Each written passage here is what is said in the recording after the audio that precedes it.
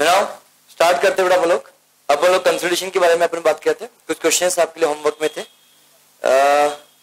But मैं भी homework discuss नहीं करूंगा, आज बहुत ज्यादा बैच में लेट है, इसलिए पहले हम कुछ कंसेप्ट पढ़ते हैं बेटा, और फिर अपन कुछ यहाँ पे बात करेंगे। अपन थोड़ा सा कंसेप्ट पढ़ लेते हैं अच्छे से बेटा, और कंसेप्ट के बाद हम बात करेंगे कि होमवर्क में जाएंगे, समय ज्यादा लग जाएगा अपना, तो हम कंसेप्ट सीखते हैं बेटा आज के लिए। हेडिंग लिखे कंसेप्ट बेटा आपके, consolidation, treatment of dividend. Concept बात करेंगे किसके लिए बेटा? Treatment of dividend, treatment of dividend. तो ध्यान समझना, मैं एक पूरा चार्ट बनाऊंगा, इस चार्ट के अंदर सभी डिविडेंड रिगार्डिंग ट्रीटमेंट जो भी होंगे इस चीज के बारे में अपन यहाँ डिस्कशन आपके साथ कर लेंगे। तो नाउ चार्ट आपको ही बनाना है।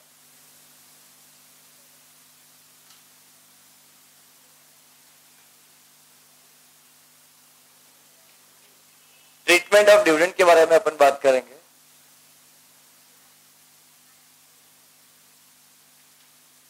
और इसके अलावा और कुछ भी एडजस्टमेंट होंगे जो क्वेश्चन बीच में पढ़ेंगे। इसके बाद एक कंसेप्ट आना मतलब बोनस शेयर। ये दो कंसेप्ट होने के बाद कंसोलिडेशन के रिगार्डिंग जितने भी कंसेप्ट होते हैं खत्म हो जाते हैं मतलब प्राइम में फेस। बट इसके अलावा और कुछ भी कंसेप्ट जो बीच में अगर क्वेश्चन जब सॉल्व करेंगे तो बीच में आएंगे, तब इस चीज के बारे में बात करेंगे। जैसे एग्जाम्पल जैसे आएगा डिबेंचर्स का, एक एग्जाम्पल आएगा इसका प्रेफरेंस का। कुछ कंसेप्ट है तो छोटे मोटे कंसेप्ट है बेटा, जब बीच में आएंगे तब इस चीज के बारे में अपन डिस्कशन आपके साथ करेंगे।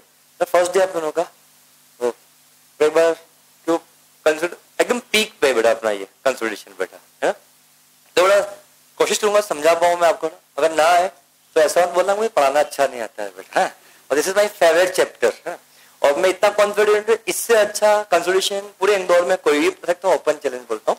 तो प्लीज कोशिश करना आप भी समझे बेटा, पहले पढ़ा हुआ आपका है, हाँ ठीक, कोशिश करना समझ में आपको है, क्लियर। और जितने लेक्चर्स में पढ़ा चुका हूँ इसके लेक्चर रिकॉर्डेड है, तो अभी जाते समय ऑफिस से एक बार लेक्चर्स ले लेना, जिससे क्या होगा कि एक बार जगह जाकर आप रिवाइज कर ले बेटा आप लोग, है ना। नाउ कंसोलिडेशन के बारे में जब मैं आप लोगों से बात करता हूँ तो सबसे पहले डिविडेंड के बारे में बात करना। डिविडेंड में हम दो बातें समझनी है। डिविडेंड कौन सा है बेटा? फाइनल डिविडेंड है, डिविडेंड डिक्लेयर है, या डिविडेंड प्रपोज है बेटा?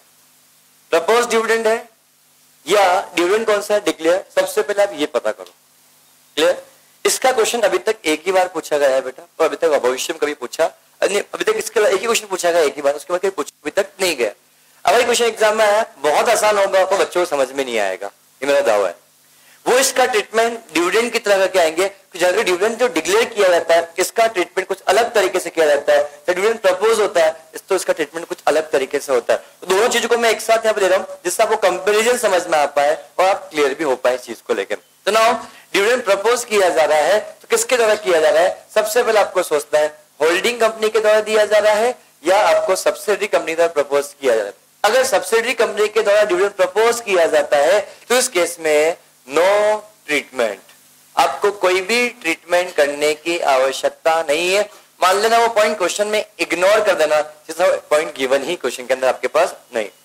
ये मैं नहीं बोलता हूं, अकाउंटिंग स्टैंडर्ड 22 अकाउंटिंग स्टैंडर्ड 21 बात करता है। कौन बात करता है बेटा? अकाउंटिंग स्टैंडर्ड 21 बात करता है। और गेटिंग माय पॉइंट्स। तो डिविडेंड किसने डिक्लेयर किया? डिक्लेयर करने की बात करें, प्रपोज डिविडेंड की बात करें, प्रपोज डिविडेंड की बात करें। डिविडेंड में प्रपोज किया, डिक्लेयर नहीं किया। प्रपोज मतलब बोर्ड ऑफ डायरेक्टर्स ने प्रपोज किया, फाइनल डिक्लेयर कब होता है? एजीएम के अंदर। और गेटिंग माय पॉइंट्स। तो इसलिए डिविडेंड प्रपोज किया जा रहा है बाय द किसके द्वारा? एस लिमिटेड के द्वारा। तो हमें डिस्कशन करने की आवश्यकता बिल्कुल भी नहीं है। वो पॉइंट क्वेश्चन में गिवन भी है तो इग्नोर करना, जैसा क्वेश्चन पॉइंट गिवन ही नहीं है एग्जाम के अंदर। बात समझ। और गेटिंग माय पॉइंट। पर यही डिविडेंड प्रपोज किया जाता है किसके द्वारा बेटा? एच लिमिटेड के द्वारा। तो इस केस में ट्रीटमेंट क्या होगा इस चीज के बारे में अपन को यहाँ पे समझना है। एच लिमिटेड के द्वारा अगर डिविडेंड प्रपोज किया जा रहा है तो ऐसी सिचुएशन के अंदर, मैं वापस रिपीट कर रहा हूं, एच लिमिटेड के द्वारा डिक्लेयर किया जा रहा है तो ऐसी सिचुएशन में देखो बड़ा सीधी सी बात, ये सब जो हम पढ़ रहे हैं अभी तक हर चीज पढ़ते हैं, क्या एडजस्टमेंट है? एडजस्टमेंट के हमेशा कितने इफेक्ट हैं? ड्यूअल इफेक्ट होते हैं, ये हमेशा पता है। अब बचपन में आपने फाइनल अकाउंट पढ़ा होगा तो आपके पास एडिशनल इन्फॉर्मेशन उसको एडजस्टमेंट बोलते हैं। एडजस्टमेंट का हमेशा कितना इफेक्ट बेटा? दो effect. Are you getting my points? Clear. तो इस चीज के बारे में अपन यहाँ पे बात करेंगे तो इसके दो इफेक्ट होंगे। पहला इफेक्ट क्या होगा हमें यह समझना है। सेकंड इफेक्ट क्या होगा इस चीज के? पहला इफेक्ट क्या होगा? क्या डिविडेंड प्रपोज करने की अकाउंटिंग हटो मत, पहले हम लॉजिक समझते हैं। क्या डिविडेंड प्रपोज करोगे तो एंट्री क्या पास होगी? प्रॉफिट कम होगा और डिविडेंड क्या होगा? प्रपोज एक पैसे प्रोविजन बन गया आपके लिए, बोलो। तो एंट्री क्या पास करोगे बेटा आप लोग? बेटा प्रॉफिट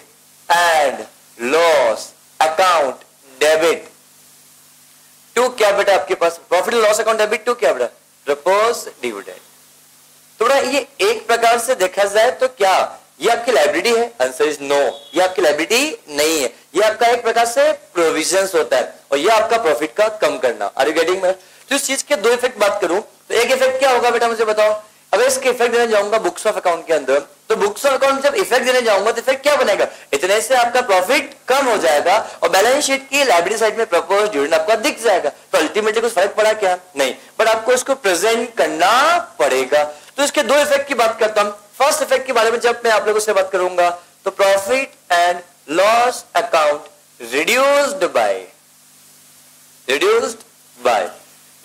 क्या होगा बेटा आपके पास बताओ, profit and loss account reduced by क्या बेटा, बेटा बोलो, profit and loss account reduced by क्या बेटा, propose dividend amount, amount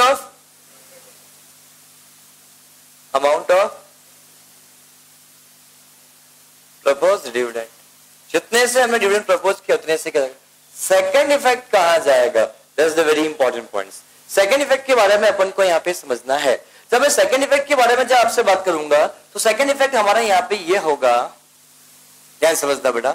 second effect के बारे में अपन आप लोगों से बात करते हैं। सेकंड इफेक्ट के बारे में बात करता हूं तो लिखेंगे बेटा यहां पर प्रपोज डिविडेंड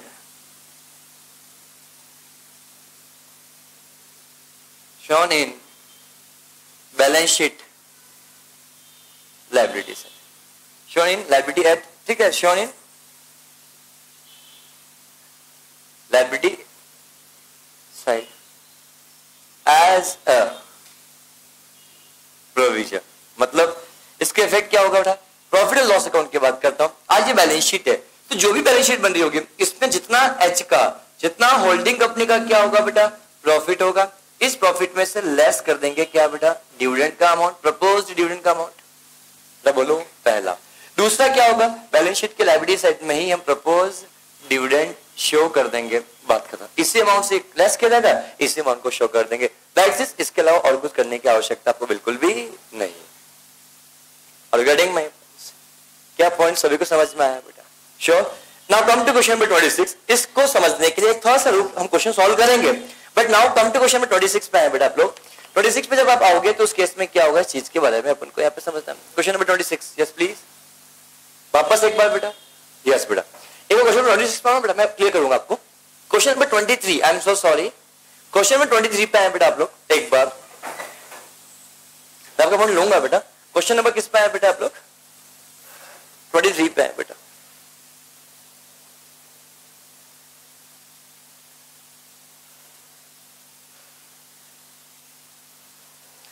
देखो, द बैलेंस शीट ऑफ क्या बेटा, H limited, and in subsidiary कौन बेटा, एस लिमिटेड की बात करेंगे as on 31 March 2011 are as follows. Equity share capital of ₹100 each, general reserve 8 lakh rupees, 4 lakh rupees, the profit and loss account, net profit for the year, 15% debentures, current liability, bills payable, उसके बाद premises, machinery, investment in share, miscellaneous expenditure, inventories, debtors, BR and cash and bank.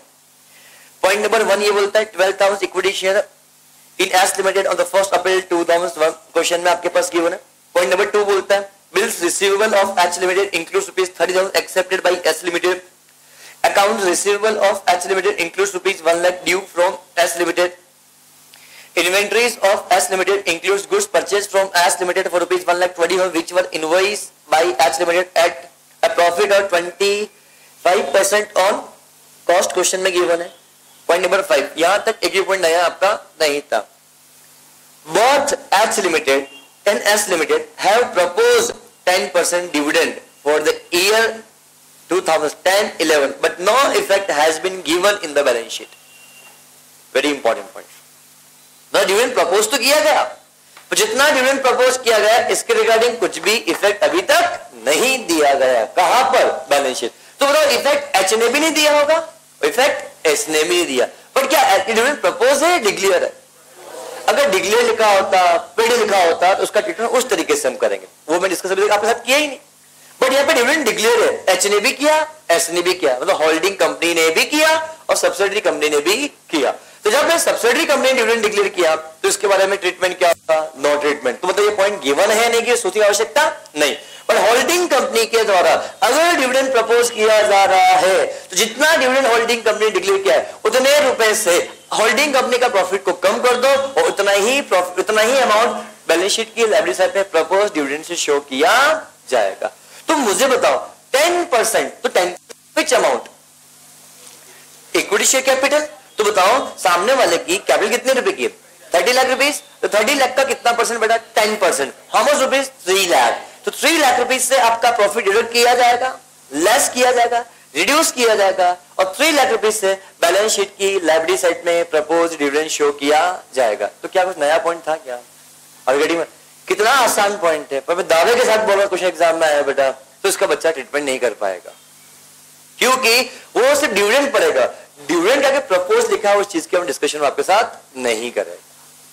उस dividend, क्योंकि generally exam में number of times dividend के question पूछा गया, dividend declare लिखा होता है वहां पे बेटा। बच्चा डिविडेंड आके प्रपोज लिखा है, डिक्लेयर लिखा है, ये लिखता नहीं है, पेड लिखा है, लिख सकते नहीं। बच्चा डिविडेंड लिखा तो डिविडेंड रेक्टिफिकेशन ये होगा तो ये होगा, ये होगा तो ये होगा। अगर डिविडेंड डिक्लेयर करने के बाद पे होता है, डिविडेंड डिक्लेयर हो गया तो ये बात तो तय है, पेमेंट तो होगा ही होगा within 30 days from the date of declaration. अरे यार कंपनी लोग बोलता है और विद इन डिक्लेयर करने के विद इन 7 डेज के अंदर अंदर उस पैसे को निकाल के आपको बैंक से अलग सेपरेट अकाउंट मेंटेन करना पड़ता है। अरे यार क्या मैं गलत तो नहीं हूं? ऑलरेडी जितना आता थोड़ा बहुत बता रहा हूं बेटा। हाँ। तो नेक्स्ट पॉइंट के बारे में जब आप लोगों से बात कर रहा हूं तो जब बेटा आप लोग पॉइंट पढ़ो ना तो कंपनी लोग के पॉइंट को क्लियर कैसे लिखो, जिससे क्या होगा कंपनी लोग के प्रोविजन भी आपको याद होंगे, इससे आपको फायदा ही मिलेगा, नुकसान थोड़ी हो रहा है किस चीज से। और getting my points, it means मेरा कहने का मतलब यहाँ पे तो डिविडेंड प्रपोज किया तो डिक्लेयर किया जाएगा, ये बात तो तय है। अब डिविडेंड प्रपोज किया गया है तो डिक्लेयर भी किया गया, अब प्रपोज हुआ हम बात कर ले। अब बेटा पूछो कुछ डाउट है क्या? यस बेटा, क्या आपने से एग्जांपल इसी क्वेश्चन की बात करते हैं, क्वेश्चन नंबर 26 के अंदर 3 लाख का dividend amount propose dividend amount है बेटा। तो बताओ क्या एच लिमिटेड के पास इतना प्रॉफिट अवेलेबल है क्या बेटा? देखो एच लिमिटेड के पास इतना प्रॉफिट अवेलेबल है क्या? हाँ, 2 लाख रुपीज का था ओपनिंग बैलेंस, 6 लाख रुपीज साल टोटल P&L का बैलेंस कितना हुआ? समझना है, क्वेश्चन बहुत अच्छा है, क्वेश्चन बहुत ही ज्यादा अच्छा है। Are you getting my point बेटा? तो नाउ एक काम करते हैं, मैं डिविडेंड डिक्लेयर ट्रीटमेंट पे बात आपके पास नोट में एफिलिएशन कर लिया आप लोगों ने, तो मैं इसका ट्रीटमेंट बाद में समझाऊंगा, इस क्वेश्चन करवाऊंगा तो और समझ में आएगा क्योंकि इस क्वेश्चन में सीखने के लिए बहुत सी चीजें। देखो अभी तक जितने भी क्वेश्चन सॉल्व किए थे P&L का हमेशा आपके पास बैलेंसेस गिवन होता था, वो हमेशा क्लोजिंग बैलेंस गिवन होता था।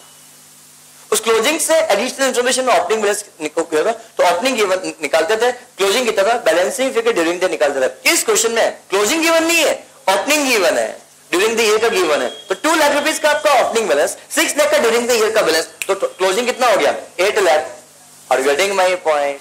तो 8 लाख टोटल प्रॉफिट का अमाउंट आपके पास अवेलेबल है, बोलो हाँ है ना? क्वेश्चन आपको देख के क्या लग रहा होगा? वैसे कुछ इनसफिशिएंट नहीं, सफिशिएंट है और थोड़ा सा इनसफिशिएंट होता है। अरे जनरल रिजर्व होता है, क्या जनरल रिजर्व से भी डिविडेंड डिक्लेयर किया जा सकता है? बड़ा बोलो, तो वेरी इंपॉर्टेंट पॉइंट, इस चीज के बारे में अपन यहाँ पे डिस्कशन कर रहे हैं। तो ये पॉइंट डिस्कशन हमने आपके साथ किया, तो क्या अब पॉइंट समझ में आया बेटा? तो 3 लाख रुपए से प्रॉफिट कम कर देंगे। और मुझे बताओ क्या कंपनी की बैलेंस शीट की लायबिलिटी साइड में क्या प्रपोज डिविडेंड दिख रहा है कहीं पे? क्या बैलेंस शीट की लायबिलिटी साइड में क्या कहीं पे प्रपोज डिविडेंड दिख रहा है क्या? नहीं दिख रहा है। इसका मतलब क्या? आपको शो करना पड़ेगा, प्रॉफिट कम कर दो और जब आप CBS बनाओगे तो वहां पे क्या लिखोगे बेटा? प्रपोज डिविडेंड लिखो। क्या ये पॉइंट आप कर पाओगे? मैं बोर्ड पे भी करवाऊं, ट्राई कर सकते हो। बाकी point number 1, point number 2, point number 3, point number 4 पुराने पॉइंट है तो हमने डिस्कस कर चुके हैं, इसलिए डिस्कस मैं आपके हाथ में नहीं करूं। जस्ट राइट, नहीं तो क्वेश्चन आपको करने, होमवर्क बहुत इकट्ठा हो चुका है, 3 क्वेश्चन हो चुके हैं ना, 2 क्वेश्चन कल होमवर्क दिए थे। समय अगर रहा कंसेप्ट बताने के बाद तो मैं होमवर्क पे पहले करवाऊंगा बेटा, और फिर अपन क्या करेंगे, कुछ नया क्वेश्चन हम क्लास में सॉल्व करेंगे। नाउ तो प्रपोज डिविडेंड का ट्रीटमेंट सभी को क्लियर है। अब अगला पॉइंट बड़ा ध्यान समझना, अगर डिविडेंड प्रपोज किया गया तो वो हमने बात किया, डिविडेंड डिक्लेयर किया तो डिक्लेयर हुआ तो बट ऑब्वियस सी बात है दैट मींस पेड भी हो चुका होगा या पेबल होगा? पेड हो चुका। Are you getting my point? Dividend paid और पेबल है तो कोई बात नहीं, आज में कल तो पे होगा ही होगा, ये बात तो उसमें कोई टेंशन वाली बात नहीं। डिक्लेयर हो गया, पे पे लिखा हुआ नहीं है तो भी मान का डिक्लेयर किया है, बट ऑब्वियस पेमेंट तो ऑलरेडी हो चुका होगा। Are you getting my point? क्या डिविडेंड डिक्लेयर करते हो तो अकाउंटिंग एंट्री क्या पास होती है बेटा? Profit and loss account debit. देखो डिविडेंड प्रपोज होता है, प्रपोज होने के बाद पेबल होता है, तो अल्टीमेटली एंट्री क्या पाती है उसके से बेटा? Proposed dividend account debit to क्या होगा बेटा? डिविडेंड पेबल, नॉट कैश बेटा, dividend payable. Are you getting my points? And dividend payable account debit to क्या बेटा? कैश ऑब्लिक क्या बेटा? बैंक। Is it clear? पर हमने कभी इतनी इन डेप्थ एंट्री नहीं पढ़ी, हम डायरेक्ट क्या करते हैं बेटा? एंट्री है तो क्या करते हैं बेटा? आप लोग पता है, आप लोग एंट्री ये पास करते हो, profit and loss account debit to क्या बेटा? Dividend payable. क्या ये एंट्री बोल सकते हैं बेटा? और नेक्स्ट एंट्री क्या पास होगी बेटा आपके पास बेटा? Dividend payable account debit to क्या बेटा? बैंक। ये एंट्री पास आपके लिए की जाएगी। क्या यहां तक के पॉइंट में कुछ प्रॉब्लम है किसी को? क्या बोलो? ये डिविडेंड डिक्लेयर करने की एंट्री, ये पे करने की। तो मुझे बताओ एक बात, मुझे बताओ, डिविडेंड डिक्लेयर करने से ये बात समझ में आता है प्रॉफिट कम होता है, और डिविडेंड डिक्लेयर करने से क्या आपका कैश अकाउंट भी कम होता है? ये बात सभी को क्लियर है? अरे यार डिक्लेयर किया पे तो करना ही पड़ेगा। क्वेश्चन में जब भी आप लोगों को डिविडेंड डिक्लेयर लिखा होगा या क्वेश्चन लिखा डिविडेंड पे लिखा होगा, कभी ऐसा बहुत रेयर हो किसी क्वेश्चन लिखा होगा डिविडेंड डिक्लेयर एंड पे लिखा है तो बहुत अच्छी बात। अगर नहीं भी लिखा है, सिर्फ पेड लिखा है, तो बट पे होने से पहले डिविडेंड डिक्लेयर तो हुआ ही होगा, और डिविडेंड डिक्लेयर हुआ होगा तो पे भी हो चुका होगा, ये बात तो होता है। अगर डिविडेंड पे नहीं हुआ होगा तो बैलेंस शीट की लायबिलिटी साइड में डिविडेंड पेबल दिख रहा होगा। अगर डिविडेंड डिक्लेयर करने के बाद कंपनी ने अगर डिविडेंड का पेमेंट नहीं किया होगा तो उस सिचुएशन के अंदर क्या बैलेंस शीट की लायबिलिटी साइड में लायबिलिटी दिख रही होगी? और गेटिंग माय पॉइंट्स? पर ठीक है, ये सारी बातें होंगी, पर हम ट्रीटमेंट के बारे में बात करते हैं, बड़े ध्यान से आप लोग समझना। डिविडेंड डिक्लेयर के बारे में बात करता हूं, ध्यान से समझना बेटा। तो ये डिविडेंड डिक्लेयर किसने किया बेटा? एच लिमिटेड ने या फिर क्या बेटा? एस लिमिटेड ने। ये किसी भी क्वेश्चन में पॉइंट आपको मिलेगा ही नहीं, अगर मिल भी जाए इग्नोर इट, उल्टा। जबकि हम यहां पे कंसिडर करते हैं, यहां पे इग्नोर। वैसे कभी किसी भी क्वेश्चन में अभी तक मैंने एक क्वेश्चन देखा है जहां पे ऐसा लिखा हुआ है, और रिगार्डिंग में पर आपको लिखा हुआ मिलेगा। तो मतलब इससे ये समझ में आया, समझना सिर्फ कौन सा है बेटा? एस लिमिटेड का। क्या अगर, अब प्लीज समझना, लिखना मत, मैं लिखने का समय इसके लिए बहुत अलग से दूंगा, ये पॉइंट समझना बहुत इंपॉर्टेंट रहेगा आपके लिए। मैंने पहली बार क्लास में बोला है कि आपको लिखना नहीं, सिर्फ समझना है आपको, लिखने का समय रख दूंगा, बाकी मैं नहीं बोलता हूं। अब सुनना मेरी बात ध्यान से, क्या डिविडेंड डिक्लेयर करूंगा तो क्या प्रॉफिट कम होगा? तो ये प्रॉफिट कम किसका होगा? प्रॉफिट यहां से कम होगा, और इसका कैश भी कम होगा। आप सोचना, एकदम हाँ मत बोलना मेरी बात को, और आप सोच के बोलोगे, समझ के बोलोगे तो आपको गलती का एहसास होगा। सिर्फ मेरे बोलते ही आप जवाब मत देना। क्या इसके द्वारा डिविडेंड डिक्लेयर करने से इसका प्रॉफिट कम हो रहा है? क्या ये बात तय है? और इसकी वजह से क्या इसका कैश भी कम हो रहा है? क्या बात तय है? तो इन दो चीज की वजह से क्या इसकी बुक्स ऑफ अकाउंट में, इसने डिविडेंड डिक्लेयर किया तो इसकी बुक्स ऑफ अकाउंट में कुछ इंपैक्ट रहेगा क्या? वापस रिपीट करो अपनी बात को, सोचना, बिना सोच समझे मत बोलना। ऐसा नहीं किसी ने और ने हाँ बोल दिया, ना बोल दिया तो आपकी सोच रुक जाए, नहीं, आपको सोचना है। टाइम लगे मुझे फर्क नहीं पड़ता है, बस सोचना बहुत जरूरी। सोचोगे फिर बोलोगे तो आपको मजा आएगा, और जो समझाऊंगा उसको बहुत एकदम फिट बैठेगा। तो मेरा ये बोलना है, डिविडेंड किसने डिक्लेयर किया बेटा? एस लिमिटेड ने डिक्लेयर, इसने किया, पे इसने किया, तो क्या इसकी वजह से एच की बुक्स में कुछ इंपैक्ट पड़ेगा क्या? हाँ या ना? सोचना, सोचो इस बात को। पड़ेगा तो कहां जाएगा, कैसे जाएगा, क्या क्या इंपैक्ट पड़ सकते हैं, ये भी आपको सोचना पड़ेगा। हाँ बोलोगे तो भी आंसर लॉजिक चाहिएगा, मेरे को उससे पूछूंगा। ना बोलोगे तो भी इसका लॉजिक मैं आप लोगों से पूछूंगा। क्या डिविडेंड डिक्लेयर किया किसके द्वारा? होल्डिंग कंपनी, सब्सिडी कंपनी के द्वारा। तो क्या इसकी बुक्स ऑफ अकाउंट में कुछ इसका इंपैक्ट पड़ेगा क्या? हाँ या ना?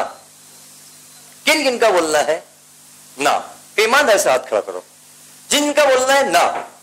अगर आपको हाथ खड़ा नहीं करो तो सब लोग हाँ बोल रहे, उसका मतलब मतलब आप सभी का बोलना है कि अगर डिविडेंड इसने डिक्लेयर किया तो इसकी बुक्स पे इंपैक्ट पड़ेगा। बात हजम नहीं हो रही है, आप लोग सब बोल रहे हो कि हाँ सर पड़ेगा। अरे डिविडेंड इसने डिक्लेयर किया तो प्रॉफिट इसका कम होगा, क्या इसका कम होगा, इसकी बुक्स पे अकाउंट में क्या इफेक्ट पड़ेगा, कौन बताएगा? बोलो। आप सबका बोलना है कि पड़ेगा, तो आपको हाथ भी खड़ा नहीं कर रहा है। सर हाँ आपका नॉलेज चेक कर रहे हैं, हमें तो बहुत अच्छे से आता है। बोलो, जवाब दो,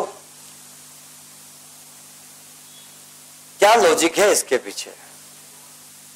कोई बताएगा नहीं? अरे कोई तो यस बोले बेटा।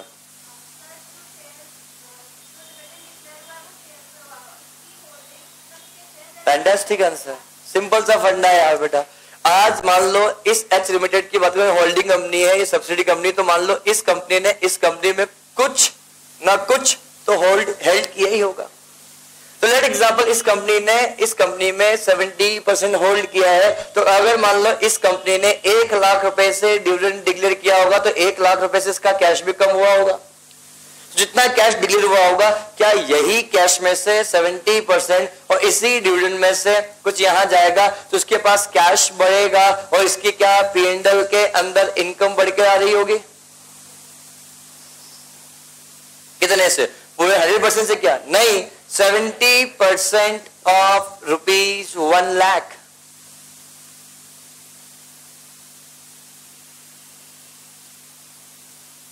क्या पॉइंट सभी को चीज क्लियर है? थोड़ा सोचो इस बात को। दैट मीन्स कितना इसकी बुक्स के अंदर यहां पर 70,000 रुपीज से कैश बैलेंस बढ़ गया होगा, इसकी बुक्स ऑफ अकाउंट में 70,000 रुपीज का कैश प्रॉफिट भी बढ़ गया होगा, क्योंकि डिविडेंड मिली। डिविडेंड आपकी इनकम है और इनकम को ट्रांसफर कहां पे किया जाता है? प्रॉफिट एंड लॉस अकाउंट का। क्या बचपन से चीज आप पढ़ते आ रहे हो बेटा कि अगर डिविडेंड डिक्लेयर मिलता है तो डिविडेंड को हम क्या करते हैं बेटा? प्रॉफिट एंड लॉस अकाउंट में ट्रांसफर करते हो या नहीं करते हो? मैं आपसे बोलना चाहता हूं, क्या ये जो ट्रीटमेंट मैंने बोला, क्या आपने सोच पाया आप लोग बेटा? क्या ये पॉइंट अभी भी समझ में नहीं आया? तो हाथ खड़ा करो, ये पॉइंट वापस से अच्छे से क्लियर करता हूं कि इतना अमाउंट किया। और सर 70% आपने कहां से? मैंने एग्जांपल लिया कि मान लो एच लिमिटेड ने सब्सिडी में 70% होल्ड कर रखा है, तो मतलब मोर देन 50% तो होगा। और मतलब कितना है सर? तो मैंने एक एग्जांपल ले लिया कि एच लिमिटेड ने सब्सिडी में 70% होल्ड किया। सर 1 लाख कहां से?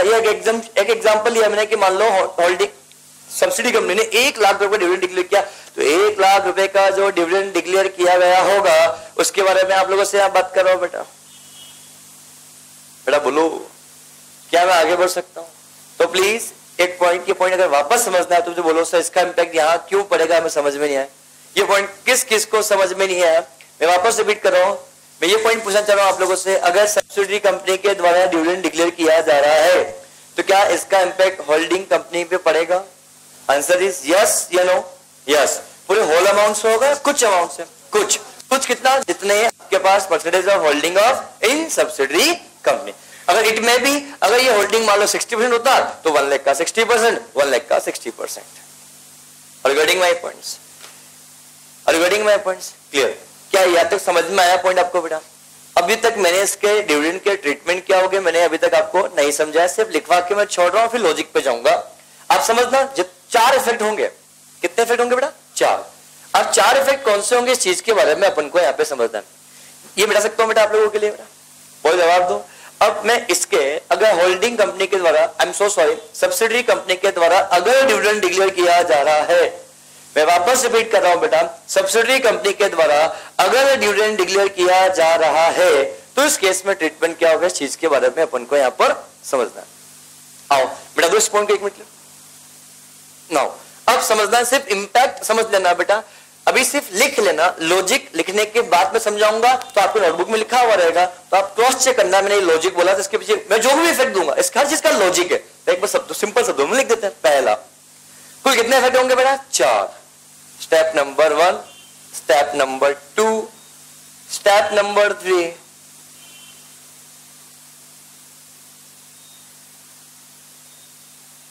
स्टेप नंबर 4 के बारे में अपन यहां पे बात करते हैं।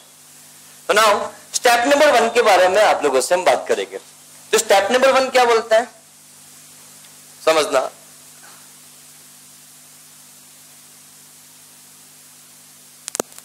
Profit and loss account of S limited. बेटा अगर मैंने यहाँ पे एस लिमिटेड लिखा तो समझ में आ जाएगा मतलब किसके लिए बात कर रहा हूं बेटा मैं, subsidiary company. The profit and loss account of S limited या profit and loss balance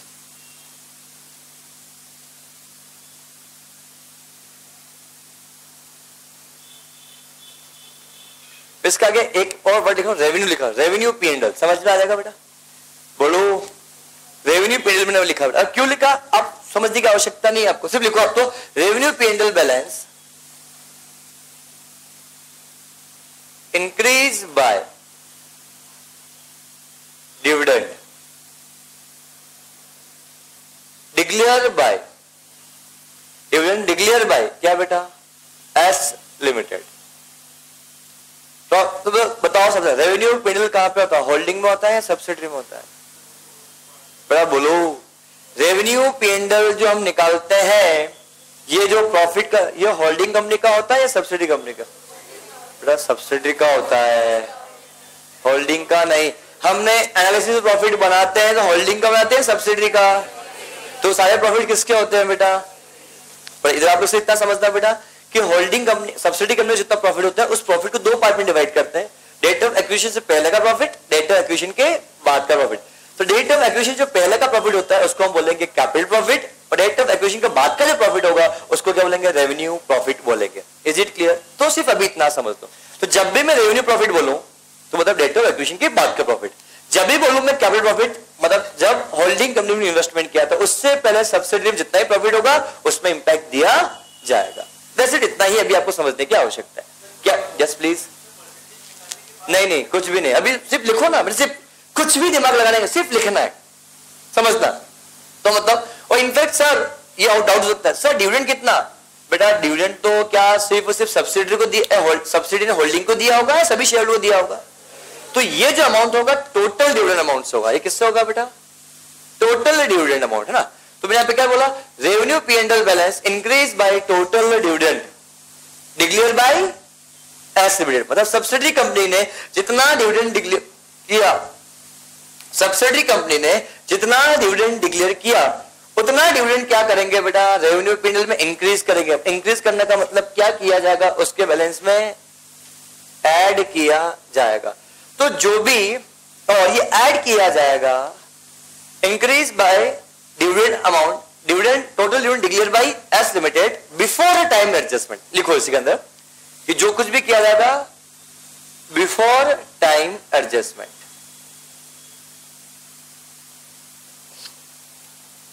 before time, बेटा ये पॉइंट आपको समझ में नहीं आएगा, सिर्फ अभी समझ लो बेटा बिफोर क्या लिखेंगे बेटा, time adjustment. Is it clear. क्या मैं आगे बढ़ सकता हूं, अगले पॉइंट की बात करता हूं बेटा। अगेन समझना ये पूरा पॉइंट है बेटा, वापस सेम है, बस मैं लिखूंगा यहां पर कैपिटल प्रॉफिट। तो बेटा ये कैपिटल प्रॉफिट किसका होगा, होल्डिंग का होगा या सब्सिडरी का होगा, सब्सिडरी का होगा। Capital profit balance reduced by total dividend declared by S Limited after adjustment। मतलब टाइम एडजस्टमेंट से पहले रेवेन्यू पी एंड एल में एक बार ऐड करने का और टाइम एडजस्टमेंट हो जाने के बाद कैपिटल प्रॉफिट में से लेस करना। वही अमाउंट लेस किया जो जिस अमाउंट से आपने लेस किया उसी अमाउंट से आपको वापस क्या करना है बेटा, ऐड करना है। बात खत्म। सर ऐसा क्यों, लॉजिक बताऊंगा हर एक चीज के बारे। ओ आई एम सो सॉरी, मैंने क्या बोला, यहां पे ऐड करना है। I am so sorry, revenue period में क्या करना है बेटा, ऐड करना है, और कैपिटल प्रॉफिट में से क्या करना है बेटा, डिडक्ट रिड्यूस करना है। मतलब क्या करना है बेटा, लेस करता है। बेटा बोलो, क्या मैं आगे बढ़ सकता हूं बेटा, बेटा बोलो। क्लियर, यहां तक के पॉइंट डिस्कशन हम नहीं है। क्या क्या ट्रीटमेंट होगा अभी समझ में आपको नहीं रहा। और कंक्लूजन बोलूं तो आपको ऐड इन, ऐड इन, सीधी सी बात, ऐड इन क्या बोलूंगा, revenue P and L, less from capital profit after time adjustment और ये बिफोर टाइम एडजस्टमेंट। मैं 4 स्टेप लगा दूंगा, क्वेश्चन सारे क्वेश्चन सोल्व जाएंगे, कोई बड़ी बात नहीं है। तो बिना लॉजिक के क्वेश्चन करो तो मजा आपको नहीं आएगा, तो सुनना है आंसर। अभी तो लिखते हैं। नाउ स्टेप नंबर 3 क्या होगा, ध्यान समझना बेटा।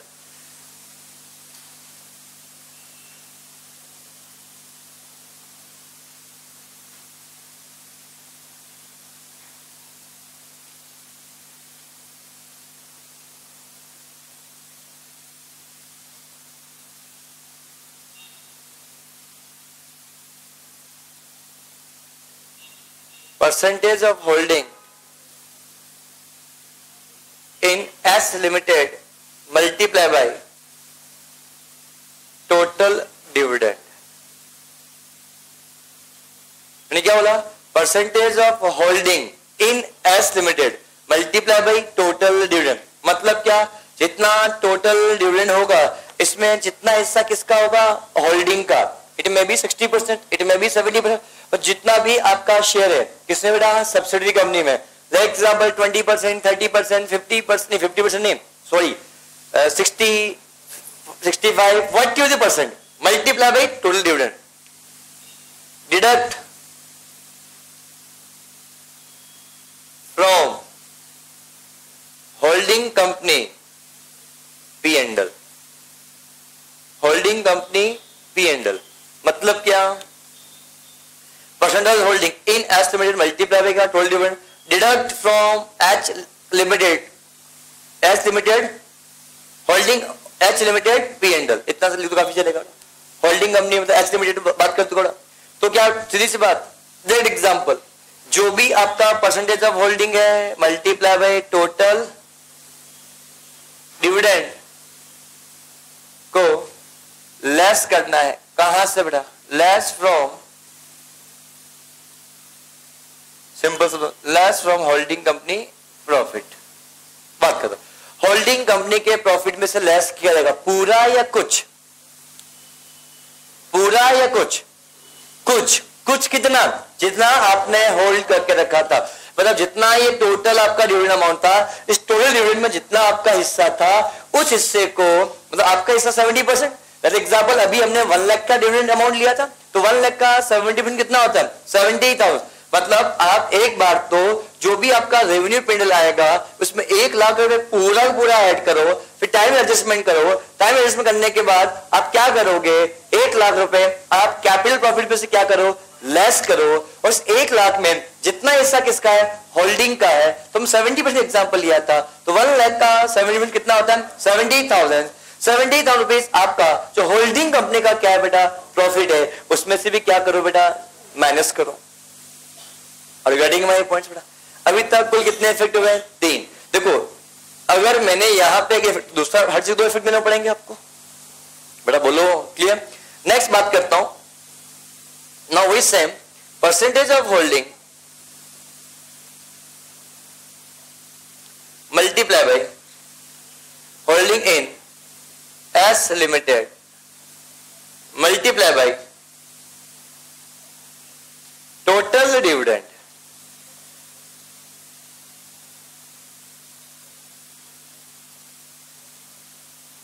Deduct from COC। COC मतलब क्या, cost of control. Is it clear. तो वही जितना आपने क्या किया है, बोलो P&L में से लेस किया, उतना ही आप क्या कर दो, COC से भी क्या कर दो, लेस करो। अब ऐसा क्यों किया जा रहा है, करने के पीछे लॉजिक क्या है, इस चीज के बारे में अपन को यहाँ पर समझना है। क्या मैं आगे बढ़ सकता हूँ बेटा। अब इसके लॉजिक के बारे में समझने के लिए आओ, ये लिखा हुआ आपके पास है, दैट्स इट। ये पूरा पॉइंट्स मतलब अगली बार जब पढ़ोगे तो आपको लॉजिक पता होगा, सिर्फ ये देखोगे डिविडेंड रिलेटेड सारे ट्रीटमेंट आप कर चुके होंगे बेटा आप लोग, क्लियर। आओ तो सबसे पहले हम बात करते हैं इसके लॉजिक के बारे में, समझते हैं ये ऐसा क्यों किया जा रहा है। समझना एक कंपनी है, समझना, आप अपने आप को इन्वॉल्वमेंट करना तो आपको समझ में अच्छे से आपको आएगा। समझना एक कंपनी है, कोई ये कंपनी है, मान लो मैं अपनी बात करता हूं, मैं कंपनी हूं, ठीक है, इस कंपनी में आपने शेयर परचेज किए, क्या ऐसा हो सकता है? अब समझना, ये जो कंपनी है, इस कंपनी की equity share capital 10 lakh rupees की है, और तो बस सीधी सी बात, इतना इश्यू किया, मैंने इश्यू डेट पार किया था, तो 10 लाख के बदले में 10 लाख आ गए, और यहाँ पे कैश इन हैंड मेरे पास आ रहा है। कितने रुपए बेटा? 10 लाख रुपीस। क्या मैं इस ईयर के एंड में जब शेयर की वैल्यू निकालने जाऊंगा तो वैल्यू कितनी आएगी? सोचना, एक शेयर की वैल्यू पूछता हूं, इक्विटी शेयर कैपिटल 10 लाख रुपए की है, एक शेयर, वन मोर थिंग, जब कुछ गिवन ना हो ऑलवेज कितना माना जाएगा? 10 रुपीज माना जाएगा। और नंबर ऑफ शेयर्स कितने हैं बेटा मेरे पास? 1 लाख शेयर्स, 1 लाख शेयर्स है, 10 लाख की कैपिटल है, असेट्स कितने रुपए की मेरे पास? 10 लाख रुपीज। बताओ, आज एक शेयर की वैल्यू निकालने जाऊंगा तो एक शेयर की वैल्यू कितने रुपए होगी? 10 रुपए होगी ईच। क्या पॉइंट सभी क्लियर होता है? तो बोलो, ये आप में से किसी ने ये शेयर परचेज किया, कैसे हो सकता है? बोलो, क्या नाम है आपका? सौरभ, क्लियर। आयुष, अमय। ध्यान समझ, मैं दो पार्टी के नाम ले रहा हूं यहाँ पे, पहला किसका? सौरभ का, दूसरा क्या होगा? अमय का। अमय को बाद में इन्वॉल्व करेंगे, पहले से सौरभ से हम बात करेंगे। तो जब सौरभ के बारे में जब डिस्कशन आपके साथ करता हूं तो उस केस में ट्रीटमेंट क्या होगा, बड़ा ध्यान से आप लोग समझना, ध्यान समझना बेटा, इस चीज के बारे में आप लोगों से मैं डिस्कशन आपके साथ कर रहा हूं। तो मेरा ये बोलना है, अगले साल, ये तो कहानी थी 31 मार्च 2017 की, अगले साल मैंने, ये मेरा बिजनेस है, 31 मार्च की वैल्यूएशन चल रही है बेटा मेरी, 31 मार्च 2017, अब 18 आ जाएगा। इक्विटी शेयर कैपिटल मेरे पास क्वेश्चन में गिवन है 10 लाख रुपीस की, और मैंने इस साल 8 लाख रुपीस का प्रॉफिट कमाया, और मेरे पास अब ये सन्ड्री असेट्स बोल दिया मैंने, क्या बोल दिया बेटा? Sundry assets. कितने रुपए की बेटा? 18 लाख रुपीस की। बताओ, आज एक शेयर की वैल्यू कितने रुपए होगी बेटा? बट अभी 18, बोलो हाँ है ना? तो मुझे समझ में नहीं आया तो बोलना है 18 रुपीज। किसको समझ में नहीं आया बेटा? नहीं आया बेटा, ठीक है बेटा। एक शेयर की वैल्यू कितने रुपए बेटा आपके पास? 10, तो मतलब 1 लाख शेयर तो है बेटा। अब 1 लाख शेयर है, कुल एसेट्स कितने रुपए की? 18 लाख रुपए की। प्रॉफिट तो आप लिखा है, क्या लायबिलिटी है क्या? नहीं। तो 18 लाख टोटल आपके एसेट्स है। कुल नंबर ऑफ शेयर कितने बेटा? 1 लाख। तो एक शेयर कितने रुपए का हुआ बेटा? 18 रुपए का हुआ। क्या पॉइंट सभी को क्लियर है बेटा? बेटा बोलो, क्या यहां तक के पॉइंट में किसी कुछ प्रॉब्लम है क्या? बेटा बोलो, क्लियर। अगला एग्जांपल ध्यान समझना, इक्विटी शेयर कैपिटल कितने रुपए की बेटा? 10 लाख रुपीस का। मेरा प्रॉफिट पहुंच गया 30 लाख रुपीस का। कितने रुपए का बेटा? 30 लाख रुपीस का मेरा यहाँ पे क्या पहुंच गया बेटा? प्रॉफिट पहुंच गया। तो बताओ, मेरे पास सन्ड्री असेट्स जो आ रहा है वो रुपीस कितने का बेटा? 40 लाख रुपीस का है। क्या ये एक शेयर 40 रुपीस का है? क्या इस 30 लाख रुपीस के अंदर प्रॉफिट के अंदर 8 लाख का प्रॉफिट पिछला है? क्या अगर मेरी बैलेंस शीट में आज दिख रहा है 30 लाख रुपीस, तो इसमें क्या पूरा इस साल कमाया हुआ? क्या पुराना कुछ प्रॉफिट इंक्लूडिंग हो सकता है? पुराना प्रॉफिट कितना इंक्लूडिंग है बेटा आपके पास? 8 लाख। मतलब इस साल हमने कितना प्रॉफिट कमाया है? 22 लाख रुपए। अब अगला पॉइंट समझना, मैं सौरभ की बात करता हूं। सौरभ ने जिस दिन पैसा लगाया था, न्यू कंपनी थी, तो कंपनी के पास कुछ भी प्रॉफिट नहीं था। जब कंपनी ने आईपीओ लेकर आया था 10 लाख रुपए का, तब उसके पास 1 रुपए की कुछ मतलब प्रॉफिट नहीं था। मैंने शेयर इश्यू किया, 10 रुपए पैसा लगाया। 10 रुपए लगाने के बाद मैंने बोला बेटा भरोसा कर, मैं पैसा कमा के दूंगा जबरदस्त। तो से एग्जाम्पल, ये 10 लाख रुपए बात किया, 8 लाख रुपए प्रॉफिट, मतलब शेयर की वैल्यू कितनी होगी? क्या ये डेट ऑफ इन्वेस्टमेंट का बाद का प्रॉफिट, डेट ऑफ इन्वेस्टमेंट से पहले का प्रॉफिट है? इसको बोलेंगे रेवेन्यू प्रॉफिट। इसको क्या बोलेंगे बेटा? Revenue profit. क्या ये जो प्रॉफिट है 30 लाख रुपए, इसमें से 8 लाख ये और 20 लाख ये भी डेट ऑफ इन्वेस्टमेंट का बाद का प्रॉफिट है या पहले का प्रॉफिट है? ये पूरा प्रॉफिट रेवेन्यू प्रॉफिट है। किसके लिए है? किसके लिए है? सौरभ के लिए। ये पूरा प्रॉफिट कौन सा प्रॉफिट है बेटा? रेवेन्यू प्रॉफिट है। क्या ये पॉइंट सभी को अच्छे से क्लियर है? तो कुछ पूछना चाह रहा हूं, क्या ये प्रॉफिट पूरा का पूरा रेवेन्यू प्रॉफिट है या नहीं? बहुत बढ़िया। अब जब मैं अगले पॉइंट के बारे में जब आप लोगों से बात करता हूं तो अगला पॉइंट क्या होगा, बड़े ध्यान से आप लोग समझना। अब अब ये सारी बातें होने के बाद जब मैं अगले पॉइंट पे गया, ठीक है ये हो गया, अब मैं अगले बात की बात, सौरभ का सोचा 10 रुपए कमाया 3 साल के अंदर, 10 रुपए 40 रुपए में कर दिया, इस शेयर को हम बेच देते हैं। कैसा हो सकता है कि पैसा 3 साल में 4 गुना हो गया, इससे ज्यादा क्या कमाएंगे। तो सौरभ ने ये शेयर्स किसको बेच दिए, अमेय को बेच दिए। किसको बेच दिए बेटा, अमेय को। क्या सेल कर सकते हैं, इनकी मर्जी। अरे यार, तो ये शेयर अमेय को बेच दिए, तो अमेय ने खरीद लिए शेयर। कब खरीदे बेटा, इसी दिन 31 मार्च 2019 के दिन। तो बताओ अमेय ने 40 रुपीज का पैसा पे किया। किसको पे किया, मेरे को नहीं, किसको पे किया, सौरभ को पैसा पे किया। समझना, अमेय ने 40 रुपीज पे किया, कंपनी को नहीं, किसको, सौरभ को पे किया। तो मुझे बताओ, मेरे यहाँ पे भले उसने कुछ भी किया हो, इन्होंने ये शेयर ट्रांसफर कर दिया किसको बेटा, अमेय को। कैसा हो सकता है, अमेय को शेयर ट्रांसफर कर दिया। अब ये शेयर जब अमेय को ट्रांसफर कर देता है कौन बेटा, सौरभ, तो बता अमेय के लिए इन शेयर की कॉस्ट कितनी है, 40 रुपीज। और जब 40 रुपीज इन्होंने पे किया, तो मुझे बताओ क्या इनको 40 रुपीज में से 10 रुपीज इन्होंने देखा जाए तो कैपिटल के लिए पैसा पे किया। एक शेयर कितने रुपए का है बेटा, 10 रुपीज। और इसमें से 30 रुपीज किसके लिए पे किया बेटा, आपके पास प्रॉफिट के लिए पे किया, ये बात तय है। और थोड़ा खोल के देखो तो मुझे बताओ, सामने वाले के पास अमेय ने 1 लाख शेयर खरीद लिए, 1 लाख शेयर के लिए 40 रुपीज का पेमेंट किया, टोटल 40 लाख का पेमेंट किया। इस 40 लाख में से 10 लाख रुपए जो पेमेंट किया गया वो किसके लिए किया गया, कैपिटल के लिए। तो 30 लाख रुपए उसने एक्स्ट्रा पैसा पे किया है। तो 30 लाख रुपए एक्स्ट्रा पैसा पे किया, क्या वो यही दिख रहा है, क्या मुझे बताओ, जब कैपिटल का मालिक बनेगा तो कैपिटल के साथ साथ क्या प्रॉफिट का मालिक भी बनेगा। तो क्या जब सौरभ ने अपने शेयर बेचा होगा, सौरभ ने बोला होगा, देख भाई 10 लाख रुपए लगाया था, कंपनी के पास 1 रुपए का प्रॉफिट नहीं था, मैंने कंपनी में रहते रहते इस प्रॉफिट को यहां तक पहुंचा है, मैं जब तेरे को कंपनी बेचूंगा या तेरे को शेयर बेचूंगा तो कैपिटल का पैसा तो लूंगा ही लूंगा, और जितना प्रॉफिट मैंने कमाया ये प्रॉफिट भी मैं तेरे को दूंगा। जवाब दो। तो जब मैं इनको पेमेंट करूंगा तो पेमेंट किस किस का करूंगा बेटा, मतलब अमेय ने जब सौरभ को पैसा पे किया होगा 40 रुपीज में 10 रुपए कैपिटल के लिए, 30 रुपए, मतलब देखा है टोटल कम्युनिटी बदलू 40 लाख रुपए में 10 लाख रुपए कैपिटल का और 30 लाख किसका बेटा, प्रॉफिट का। क्या यहां तक का लॉजिक क्लियर है। वन मोर थिंग बेटा, मैं इतना सा बता के भी खत्म कर सकता था, क्वेश्चन बन जाएगा, क्वेश्चन कभी गलत नहीं होगा, पर रटना नहीं है यार, लॉजिक बताओ, ध्यान समझना, इंटरेस्ट डेवलप करना अपना बेटा ना। नाउ क्योंकि आप लोगों को अकाउंट से नफरत है कि बस पास होने के लिए पढ़ रहे हो, दैट्स इट, पर मैं आपको स्कोर करने के लिए पढ़ाऊंगा। तो स्कोर करने तभी पढ़ पाओगे जब आप क्या कर पाओगे, फंडामेंटल पढ़ोगे इस पॉइंट को। Are you getting my points. और इस नेक्स्ट पॉइंट के बारे में जब आप लोगों से बात करता हूं तो नेक्स्ट पॉइंट क्या होगा, पर ध्यान से समझना, मैं जब अगली बैलेंस शीट बनाऊंगा तो 31 मार्च समझना, ये देखा 31 मार्च 2020 बेटा, आपको बहुत चीज समझ में आ जाएगी बेटा आपको। यहां समझना, जब मैं बात करता हूं इक्विटी शेयर कैपिटल वो तो इतनी ही रहेगी, क्या जनरली बोलो, जवाब दो।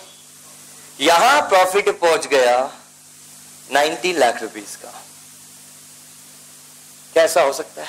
और यहां पे सनराइजर्स पहुंच गए कितने रुपए की बेटा, 1 करोड़ रुपीस की, कैसा हो सकता है। तो बताओ एक शेयर की वैल्यू कितने रुपए पहुंच गई बेटा, 100 रुपए हो गई, बोलो हाँ है ना। तो एक बात बताओ, अमेय के लिए मैं यही वापस आ रहा हूं, फिर भी आ जाऊंगा, अमेय के लिए क्या 30 लाख का जो प्रॉफिट है डेट ऑफ इन्वेस्टमेंट से पहले का प्रॉफिट है, बाद का प्रॉफिट है, नहीं ये यहां बोल रहा हूं अमेय के लिए, आई एम सो सॉरी, हाँ अमेय के लिए ये कंपनी के में प्रॉफिट रखा 30 लाख रुपीस, ये डेट ऑफ इन्वेस्टमेंट से पहले का है, डेट ऑफ इन्वेस्टमेंट के बाद का। तो अमेय के लिए प्रॉफिट कैपिटल प्रॉफिट या रेवेन्यू प्रॉफिट, क्या इसको परचेज किया है, हाँ है ना। तो क्या समझ में आया पॉइंट बेटा, क्लियर। अगले पॉइंट की बात करता हूं, अगले साल यहां क्या अमेय के लिए टोटल प्रॉफिट कितने रुपए का है, 90 लाख। ये इसमें मालिक पूरा कौन है, अमेय है, बट इस 90 लाख के प्रॉफिट में से कुछ प्रॉफिट डेट ऑफ इन्वेस्टमेंट से पहले का है और कुछ प्रॉफिट डेट ऑफ इन्वेस्टमेंट के बाद का।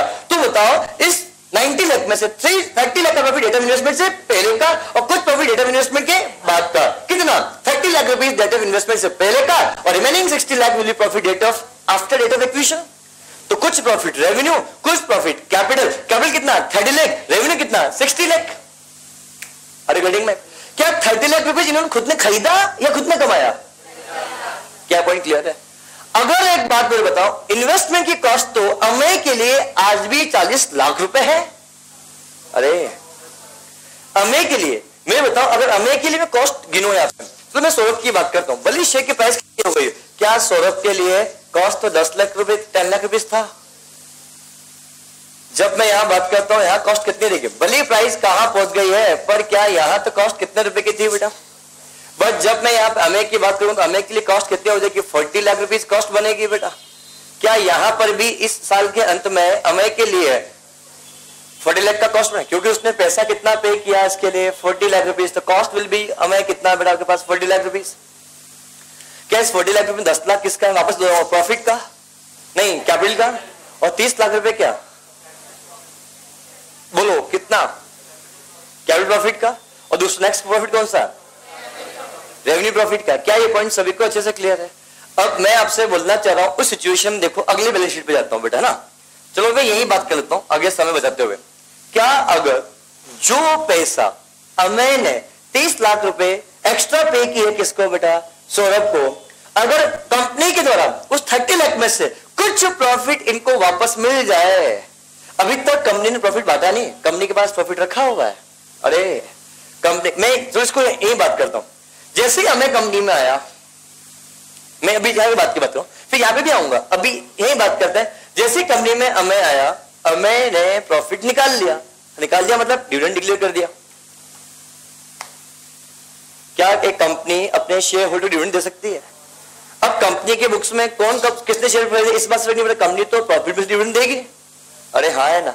अब मुझे बताओ कंपनी ने इस 30 लाख रुपीस में से अगर डिविडेंड दिया किसको, अमेय को, मैं वापस रिपीट कर रहा हूं, अगर मुझे बताओ कंपनी ने इस 30 लाख रुपीस में से डिविडेंड दिया तो क्या 30 लाख रुपीस का अमेय ने पैसा पे किया था, डायरेक्टली इनडायरेक्टली किसी किसी को पे तो किया। तो 30 लाख रुपीस प्रॉफिट में कुछ हिस्सा अगर आपको वापस मिल जाए तो आपकी इन्वेस्टमेंट कॉस्ट कम होनी चाहिए। जिस चीज के लिए पैसा आपने पे किया और वो चीज अगर वापस आपको रिफंड मिल जाती है तो क्या वो पैसा आपको रिफंड मिलना चाहिए। मैं आपसे बात करना चाहता हूं, से एग्जांपल आप लोग जब फीस पे करते हो, फीस करना मान लो व्हाट इज द फीस, मान लो 10,000 रुपीज फीस है और फिर जीएसटी अलग से चार्ज किया था 18% से, आपसे टोटल अमाउंट चार्ज किया था 11,800 रुपीज। तो मैं आपसे बोलूं तो आपके लिए 10,000 रुपए फीस है, 11 और 10% से 18% जीएसटी चार्ज किया, टोटल अमाउंट आपसे 11,800 रुपीज चार्ज किया। तो बताओ आपके लिए फीस की कॉस्ट 10,000 रुपए रहेगी, अकाउंट्स की फीस है 11,800 11,800 रुपीज आपका प्रॉफिट कॉस्ट रहेगी। सेम केस विद आपने, और मैं बोलता हूं कि जितना जीएसटी लिया मैं अगर वापस आपको रिफंड दे देता हूं तो बताओ आपकी कॉस्ट कितनी है। तो सेम केस विद मैंने 30 लाख का पैसा प्रॉफिट के लिए पे किया, 10 लाख रुपए किसके लिए पे किया, कैपिटल के लिए पे किया, टोटल 40 लाख रुपए का पेमेंट किया। इस 40 लाख में से कंपनी ने अगर 10 लाख, कंपनी ने 7 लाख रुपीज अगर डिविडेंड के रूप में बांट दिया शेयर होल्डर को, तो सारे शेयर तो किसके पास है, अमेय के पास है। तो क्या इस 7 लाख रुपए का डिविडेंड मिला, इस डिविडेंड के लिए प्रॉफिट का दूसरा रूप है। तो क्या इस प्रॉफिट का दूसरा रूप है, तो इससे इन्वेस्टमेंट की कॉस्ट कम होनी चाहिए। अरे तो बट अमेय ने इन्वेस्टमेंट की कॉस्ट कम करनी चाहिए थी, लॉजिकल बात है या नहीं। पर अमेय ने इस डिविडेंड को, इन्वेस्टमेंट की कॉस्ट को कम ना करते हुए पीएनएल अकाउंट में इनकम रिकॉर्ड कर दिया। क्या गलत बात नहीं है। क्या डिविडेंड मिला है तो डिविडेंड कहां से मिला है, इस प्रॉफिट में से, तो क्या इससे डिविडेंड की कॉस्ट कम करनी चाहिए या इनकम रिकॉर्ड करनी चाहिए थी। क्योंकि आप लोग बचपन से पढ़ते आ रहे हो कि डिविडेंड मिला तो पीएनएल में जाएगा। बट मैं आपको सही अकाउंटिंग समझाता हूं, अगर आपने जो प्रॉफिट परचेज किया, इस प्रॉफिट की परचेज में से अगर आपको डिविडेंड मिलता है तो वो डिविडेंड पीएनएल में नहीं जाना चाहिए। वो डिविडेंड तो आपने परचेज किया है, कमाया थोड़ी है, इसलिए वो आपकी इन्वेस्टमेंट की कॉस्ट में से कम किया जाना चाहिए। तो बताओ आपने उस डिविडेंड को पीएनएल में क्रेडिट कर दिया तो क्या गलत है। इसको मैं और टेक्निकल लेके जाता हूं बेटा, समझ में कैसे नहीं आता है, देखते हैं बेटा। क्या एक बात बताओ, मैं अगर इसको ध्यान समझना, एकदम लॉजिकल बात करेंगे बेटा, एकदम फिट है बेटा दिमाग के अंदर बेटा। तो ध्यान समझना कि एग्जांपल आप इन्वेस्टमेंट समझना, अमेय ने इन्वेस्टमेंट परचेज किया होगा, 2 बैंक किया होगा, यहाँ पे इन्वेस्टमेंट 40 लाख रुपीज। मुझे बताओ क्या डिविडेंड मिला, तो डिविडेंड जब देखा, ध्यान से देखो बेटा कि अगर मैं बात इन्वेस्टमेंट में परचेज किया तो पैसा 40 लाख का पेमेंट किया, तो क्या अगर इसमें से देखा जाए तो इस 40 लाख का जब मैं बाइफिकेशन करने के लिए आपके पास जाता हूं, मैं वापस उसी बात को बार बार दोहरा रहा हूं, ध्यान समझना, 10 लाख रुपीस किसका पैसा होगा बेटा? कैपिटल का। 30 लाख रुपीस किसका होगा बेटा? प्रॉफिट का। बोल जवाब दो। अगर मैं ढंग से इसकी अगर अकाउंटिंग एंट्री पास करूं तो अकाउंटिंग एंट्री क्या पास होती है बेटा? इन्वेस्टमेंट इन, जो भी company investment account debit to क्या बेटा? बैंक जब करने के लिए जाऊंगा तो 40 लाख रुपीज आएगा, और 40 लाख को अगर खोल के देखो तो इसमें से ये तो प्रॉफिट का अमाउंट है, ये किसका अमाउंट है? कैपिटल का अमाउंट है। तो मुझे बताओ इस प्रॉफिट में से कुछ प्रॉफिट आपका कम आपको वापस मिल जाएगा, तो आपकी इन्वेस्टमेंट कॉस्ट कम होगी। तो जब इन्वेस्टमेंट परचेज करते हैं तो इन्वेस्टमेंट कौन डेबिट करते हैं? अरे यार, जब इन्वेस्टमेंट को परचेज करते हैं तो इन्वेस्टमेंट कौन डेबिट करते हैं? अगर मैं और परचेज करूंगा तो इन्वेस्टमेंट को और डेबिट करूंगा। बट इन्वेस्टमेंट की कॉस्ट को कम करना पड़ेगा, तो क्या मुझे उसको क्रेडिट करना चाहिए? तो अगर क्रेडिट करना है तो क्या मैं जो 7 लाख का डिविडेंड मिला उसको क्रेडिट करूंगा? तो बताओ, अब मेरे बताओ यहां लिखूंगा dividend. Are you getting my? ये डिविडेंड पीएनएल में नहीं जाना चाहिए, बट डिविडेंड चला गया पीएनएल में, तो क्या गलत है? जब क्या वो करना क्या चाहिए था? इन्वेस्टमेंट की कॉस्ट कम है, तो क्या डिविडेंड पीएनएल में चला गया होगा तो क्या आपका प्रॉफिट बढ़ गया होगा? किसका प्रॉफिट? जिसको डिविडेंड मिला होगा उसको। तो मुझे बताओ, अगर सब्सिडरी कंपनी के द्वारा डिविडेंड अगर डिक्लेयर किया जा रहा है तो जितना भी डिविडेंड डिक्लेयर किया गया होगा, क्या होल्डिंग कंपनी के पास डिविडेंड पहुंचा होगा जितना हिस्सा उसका? तो उसने उस डिविडेंड से अगर प्रॉफिट को बढ़ा दिया है तो क्या उस प्रॉफिट को वापस कम करना चाहिए? थर्ड, और क्या आपके इन्वेस्टमेंट को, सेकंड, आपके इन्वेस्टमेंट की कॉस्ट को कम करना चाहिए? तो मैंने यहाँ पे क्या लिखा, ध्यान से सोचो, द टोटल डिविडेंड, जितना आपका टोटल डिविडेंड होगा उसमें जितनी ही आपकी क्या होगी बेटा? होल्डिंग होगी, उतना टोटल डिविडेंड, मतलब अगर 1 लाख का डिविडेंड है, 70% की आपकी होल्डिंग है, तो अमाउंट कितना आएगा? 70,000 लेस फ्रॉम होल्डिंग कंपनी का प्रॉफिट। क्या होल्डिंग का प्रॉफिट कम होगा? और मैंने आपको याद करो सीओसी का फॉर्म बनाया था, तो ऊपर मैंने बोला था इसको बोलते हैं सीओसी, और मैं यहां लिखता हूं क्या बेटा? इन्वेस्टमेंट। तो जो भी इन्वेस्टमेंट होगा, मैंने बोला इन्वेस्टमेंट कॉस्ट को कम करना है, तो यहां डेबिट क्रेडिट तो नहीं कर रहा हूं। अगर मैं डेबिट कर रहा हूं, क्रेडिट कर रहा हूं, तो डेबिट में यहां लिखा हो, यहां क्रेडिट लिखा है, तो डेबिट में से क्रेडिट होता है, आपस में डेबिट क्रेडिट लेस होता है। अरे यार, डेबिट प्लस क्रेडिट क्रेडिट क्या? Plus debit credit minus credit debit minus. तो जब मैं आपसे बोलता हूं कि आप मुझे इसको क्रेडिट ना करते हुए मैंने इसको यहां से लेस कर दूं, क्या ये बात तो है? तो मैंने यहां पे क्या बोला? Percentage of holding dividend deduct from COC. COC का जो अमाउंट है उसमें से लेस किया जाएगा। अब मेरी बात समझ में आएगा? रखना चाहो तो रख लो, काम खत्म हो जाएगा, उस पर दिक्कत वाली बात नहीं है। बट अभी जो पढ़ाया 1 घंटा आपका वेस्ट रह जाएगा। और गेटिंग माय पॉइंट? तो कोई चीज लेस हो रही है तो क्यों होती है? रटना नहीं। और गेटिंग माय पॉइंट? पर रटने वालों के लिए भी लिख चुका हूं बेटा, समझने वालों को लिख चुका हूं। समझने के लिए आप लॉजिक देखोगे, समझ में आपको आएगा। और दूसरा, सर ये लॉजिक हमें समझ में आ गए, पर आपने ऊपर लॉजिक नहीं बताया। मुझे बताओ, मेरे पास जो डिविडेंड दिख रहा होगा, डिविडेंड डिक्लेयर किया, मैंने अभी इस क्वेश्चन की बात करता हूं कि मैंने यहां पे डिविडेंड डिक्लेयर किया, तो डिविडेंड डिक्लेयर करने से आपका कैपिटल प्रॉफिट कम होना चाहिए, रेवेन्यू प्रॉफिट कम होना चाहिए? प्रॉफिट कम कौन सा होना चाहिए? रेवेन्यू प्रॉफिट कम होना चाहिए या कैपिटल प्रॉफिट?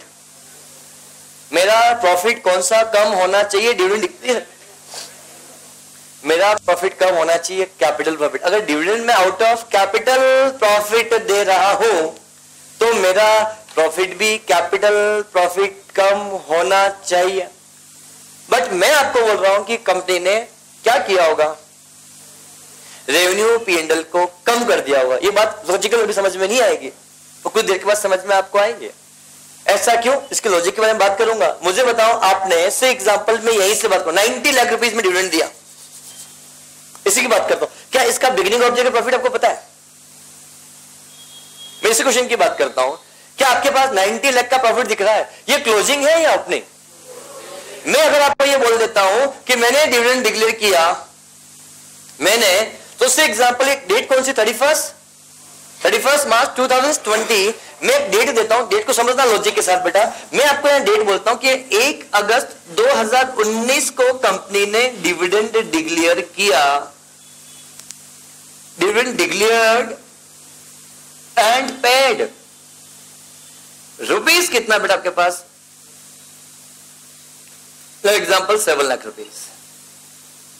कितने रुपए बेटा? 7 लाख। तो क्या डिविडेंड डिक्लेयर करने से, बट ऑब्वियसली आपका कैश ऑलरेडी कम हो चुका होगा, करना बाकी है।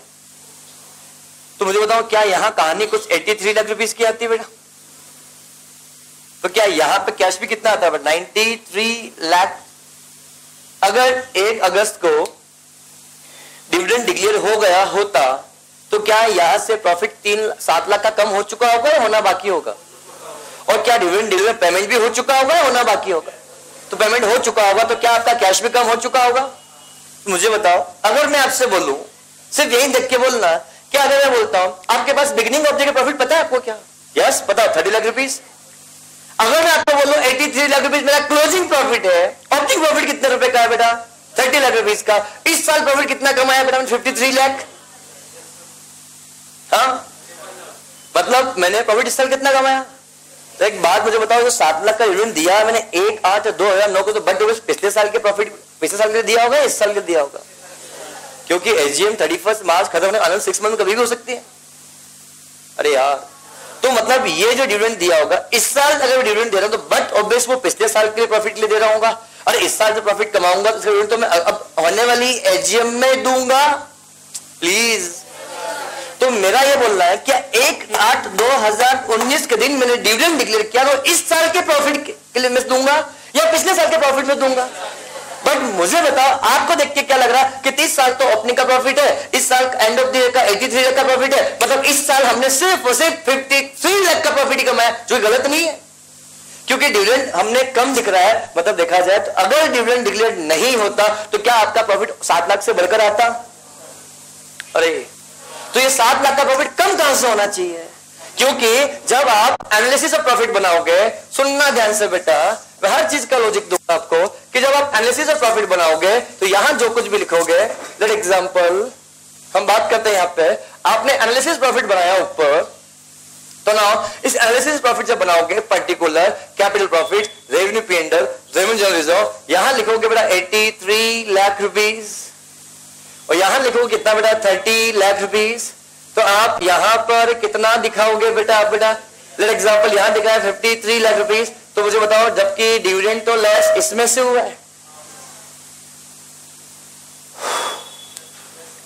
बट आपका प्रॉफिट दिख रहा है, तो जो यहां से डिविडेंड जबकि लेस यहां से हुआ है तो लेस होकर ये आना चाहिए, पर लेस होकर आ रहा है क्या? तो क्या ये प्रॉफिट बढ़ना चाहिए? कितने रुपए से बेटा? जितने से हमने डिविडेंड डिक्लेयर किया था, तो जितने से डिविडेंड उसको हम यहाँ पे ऐड करेंगे और फिर यहाँ पे बैलेंसेस करेंगे, बैलेंसेस करने के बाद हम यहाँ पर टाइम एडजस्टमेंट्स करेंगे, फिर जो बैलेंस आएगा इस जितना हमने यहाँ पे ऐड किया उतना यहाँ से हम क्या करेंगे? वापस लेस करेंगे। समझ में आया?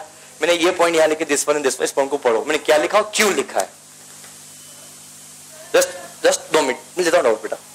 मैंने यहाँ पे क्या लिखा है बेटा? The revenue P&L balance increase by dividend declared by S limited before time adjustment, मतलब टाइम एडजस्टमेंट से पहले ये रेवेन्यू P&L, क्या ये आपका है? आप यहाँ पे हेडिंग क्या लिखते हो बेटा, याद आ रहा है?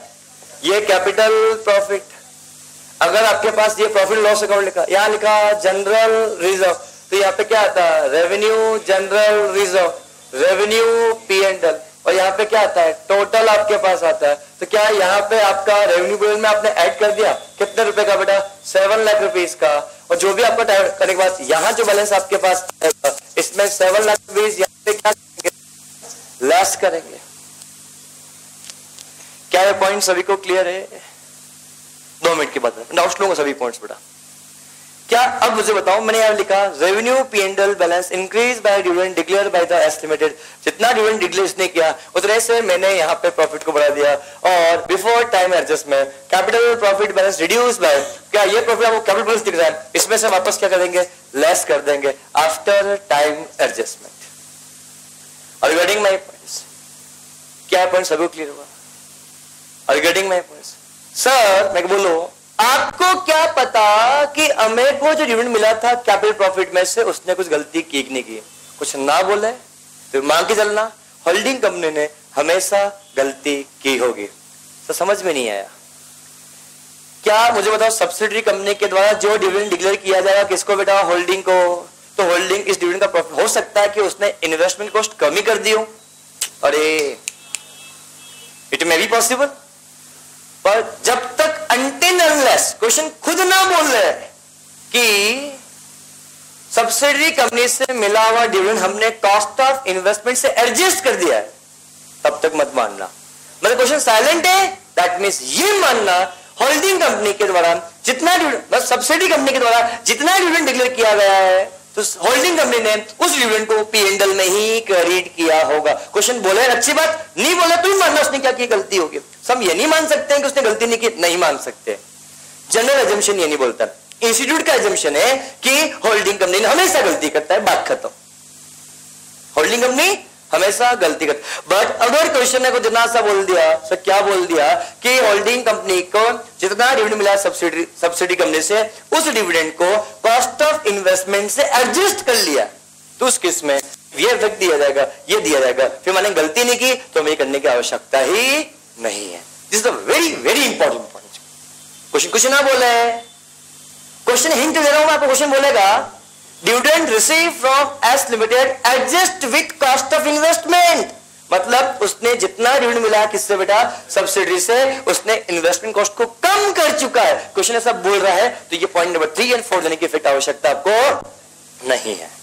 बस क्वेश्चन बोलेगा dividend receive from S limited, that's it. Dividend receive from क्या बेटा, सब्सिडी कंपनी। इनफैक्ट ना भी बोले, अगर सब्सिडी कंपनी डिविडेंड डिक्लेयर किया है तो बट ऑब्वियस सी बात है होल्डिंग कंपनी के पास डिविडेंड जाएगा ही जाएगा, तो उसने P&L में क्रेडिट किया ही होगा। सर ये नहीं मान सकते क्या, नहीं मान सकते। मानना कि होल्डिंग कंपनी ने हमेशा क्या की होगी बेटा, गलती की होगी, बात खत्म। रिगार्डिंग मेरे पास ये जनरल एजम्पशन है, दैट्स इट। उनका यह मानना है होल्डिंग कंपनी हमेशा डिविडेंड का ट्रीटमेंट क्या किया होगा, गलत किया होगा। बट क्वेश्चन ने खुद ने स्पेसिफिकली बोल दिया, तो ठीक है भैया, तो दिस वन कर लो। पर क्वेश्चन कुछ नहीं बोला, ये चारों इफेक्ट आपको देने पड़ेंगे।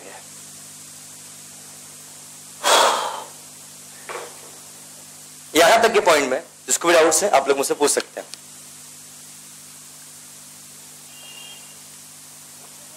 हो गया, यस पूछे।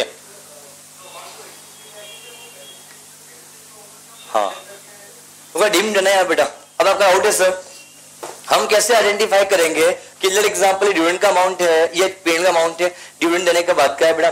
बैलेंस शीट कब की बन रही है बेटा, 31 मार्च 2020 की। डिविडेंड कब डिक्लेयर किया गया बेटा, 1/8/2019 को। तो बट ऑब्वियस तो प्रॉफिट तो कम हो चुका होगा। रिगार्डिंग माय पॉइंट्स, प्रॉफिट कम हो चुका होगा, अल्टीमेटली क्या, कैश भी कम हो चुका होगा। सर कैश का इफेक्ट कुछ देंगे क्या, आंसर इज नो, कैश का इफेक्ट हम कुछ भी नहीं देंगे। यस डाउट पूछे आपका बेटा।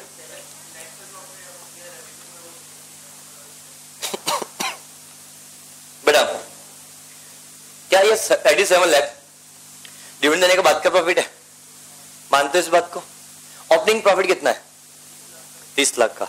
ये 7 लाख का डिविडेंड हमने किस में से दिया, कैपिटल प्रॉफिट में से, रेवेन्यू P&L में से। तो प्रॉफिट कम कौन सा होना चाहिए, कम होना चाहिए।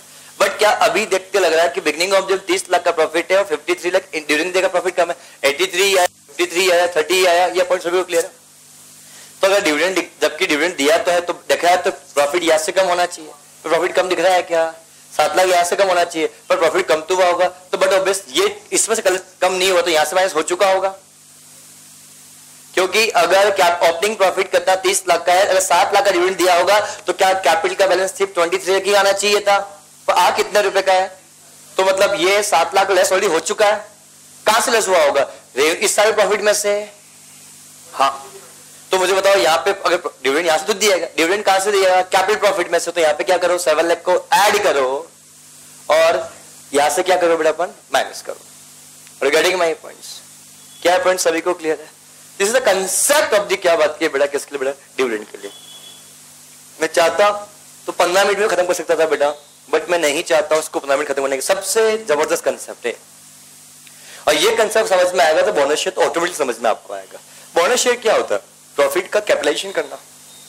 क्या बोनस शेयर जो देते हैं आउट ऑफ प्रॉफिट देते हैं, डिविडेंड कहां से देते हैं, out of profit. Bonus share जो कंपनी इश्यू करती है वो कहां देती है, बेटा बोलो, मतलब but obvious out of profit से ही देती है। तो उसका ट्रीटमेंट भी इससे मिलता जुलता है। और रिगार्डिंग माय पॉइंट्स, यस कोई डाउट, है बेटा, चलो कोई डाउट पूछना है तो थोड़ा बहुत समझ में आया, कुछ भी नहीं आया। और regarding my points, this is a concept एक क्वेश्चन होमवर्क दे रहा हूं बेटा आपको, सिर्फ क्वेश्चन नंबर कौन सा बेटा आपके लिए, कि और 2 क्वेश्चन होमवर्क है, क्योंकि होमवर्क देने से एक क्वेश्चन और लो ना बेटा ज्यादा होगा। क्वेश्चन ले लो फटाफट से होमवर्क। कल हम क्वेश्चन भी सॉल्व करेंगे और कल हम बोनस शेयर के बारे में भी डिस्कशन आपके साथ करेंगे। तो क्वेश्चन नंबर 1 हो चुका है बेटा अपना, बेटा बोलो 2 हो चुका, 3 4 होमवर्क। और one more thing, dividend interim हो या फाइनल हो इस बात से फर्क आपको नहीं पड़ता। नेक्स्ट पॉइंट, डिविडेंड अगर दिया जा रहा है तो हमारा एजम्पशन होगा हमेशा लास्ट ईयर के प्रॉफिट से ही दिया जा रहा होगा, ये हमारा 2 जनरल एजम्पशन है। रिगार्डिंग माय पॉइंट्स बेटा बोलो क्लियर। बट मुझे बहुत इलॉजिकल लगता है बेटा इंटरिम डिविडेंड ट्रीटमेंट भी किससे दिया जा रहा है बेटा, बिल्कुल अलग ट्रीटमेंट है बेटा, ऐसा होना नहीं चाहिए, हमारी इंस्टीट्यूट मानती नहीं है, इसलिए हम भी पास होने के लिए ऐसा पढ़ रहे हैं, जबकि इंटरिम डिविडेंड ट्रीटमेंट कुछ अलग तरीके से होता है। पर मैं उसका सही तरीका क्या होता है मैं आपको नहीं सिखाऊंगा, बिकॉज जब हमें पास होना भी इंपॉर्टेंट है बेटा, तो खिचड़ी बन जाएगी दैट्स इट। क्योंकि जब मैं यही चैप्टर सीए फाइनल के अंदर, इनफैक्ट सीए इंटर के अंदर पढ़ाता हूँ, तो उसके अंदर इंटरिम डिविडेंड का ट्रीटमेंट अलग होता है। तो वन मोर थिंग, मेरे कुछ लेक्चर्स सीए इंटर के भी है, तो उनको अगर मैं वहां इंटरिम डिविडेंड का ट्रीटमेंट कुछ अलग बता रहा हूं तो उसको देख के आप कंफ्यूज ना हो, आपके लिए यही कंसेप्ट काम का है। तो आपके एग्जाम लेवल पे, सीएस एग्जीक्यूटिव लेवल पे बेटा, कि जो डिविडेंड दिया जा रहा है, चाहे इंटरिम डिविडेंड हो या फाइनल डिविडेंड हो, आप हमेशा मानना प्रीवियस ईयर के प्रॉफिट से ही दिया जा रहा होगा। जो तरीका गलत है हमारे इंस्टीट्यूट मानते नहीं है, पर हमें पास भी तो होना जरूरी है, और ऐसा क्या काम को जो हमें पास ना करवाए, इज इट क्लियर। तो आप तो इंटरिम डिविडेंड लिखूं या फाइनल डिविडेंड लिखें, इस बात से फर्क आपको पड़ना नहीं चाहिए। और आपको कहीं पे मैं अगर सर एग्जांपल उसका लेक्चर मिल जाए सीए इंटर का, तो वो वाला मत पढ़ना कंसोल्यूशन, वो कंसोल्यूशन बिल्कुल अलग चलता है सीए इंटर का, और ये लेक्चर बिल्कुल अलग चलते हैं। रिगार्डिंग माय पॉइंट्स बोलो क्लियर। आज के लिए इतना ही, आपका दिन शुभ रहे।